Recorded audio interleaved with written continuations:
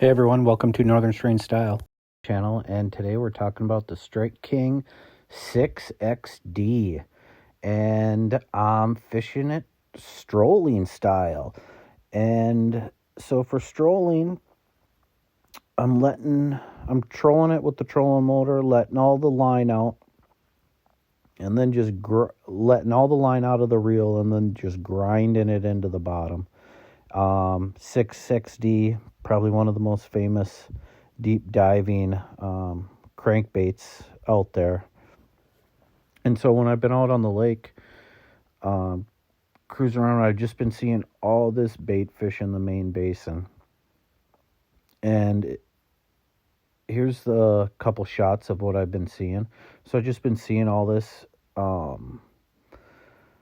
out in 15 to 18 feet, just out in the main basin, not relating to anything.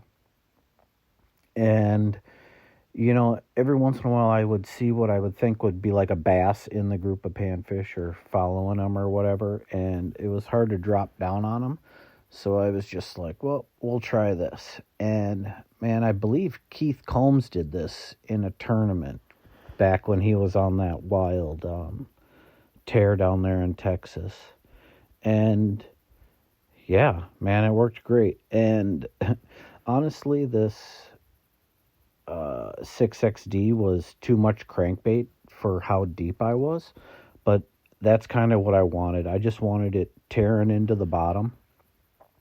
And I'm using a Dobbins Champion rod. It's the 805, I believe. Anyway, it's an 8-foot rod. It's their crankbait rod. It was designed for this bait. And I'm using 12-pound fluorocarbon and a Daiwa Tula reel. And what I would do is I'd get it all out there, and then when I was reeling it in, if I was making too much contact with the bottom, I could raise that rod tip up really high, and it was almost like perfect. And literally, it was kind of funny because I was just like smacking bass every couple hundred yards after I started doing that. And it's like you couldn't see them on the graph, but it was like there was so much panfish litter down there. It's just annoying, the lake's still like, the algae bloom is still lingering, so the water is still really green for this time of year, and it's been above average temperatures through September and like the beginning of October. So the water's still like 55 to 58 degrees, and it should be in the 40s by now. And so I think that's holding the bait fish off from starting to move up shallow, because I know there's like some shallow flats late in fall where the water warms up and there's just tons of them there, and I just haven't been seeing that yet, and it's starting to get annoying. And so I went out and did this and had some pretty good luck, because it's like, man, these fish been out there since Labor Day. Since I got these graphs, I've been seeing all this bait fish out in the main basin, and it's just been, fish got stuck.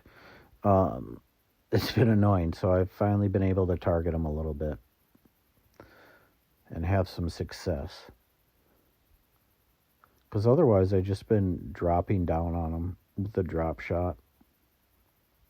And I can only do that in a few spots where I know they're grouped up, and it's like I can only beat on them so much. So I decided to try to cover some water here doing this and run into a new group, but just catching a bunch of singles. And it was super cold out too, and it's like I got to remember in the fall time that the bite gets better a little bit later in the morning once the sun comes up and the water warms up a little bit, at least for me anyway. But yeah, so strolling the XD Strike King crankbait, man. It's got a super wide wobble, super hard thump. If you're not throwing this down in Mexico, you're missing out.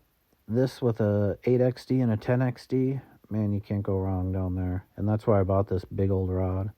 And man, it just keeps them pinned. You don't lose fish.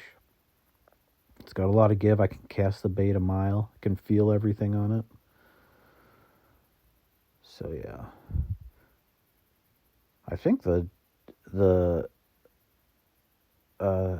Strike King crankbaits come with those must-add triple grips now. I can't remember if that's right or wrong, but that's what I would upgrade to on these baits anyway. Yep. Just all grinding it in the muck. Anyway, that's the episode, guys. Thanks for watching.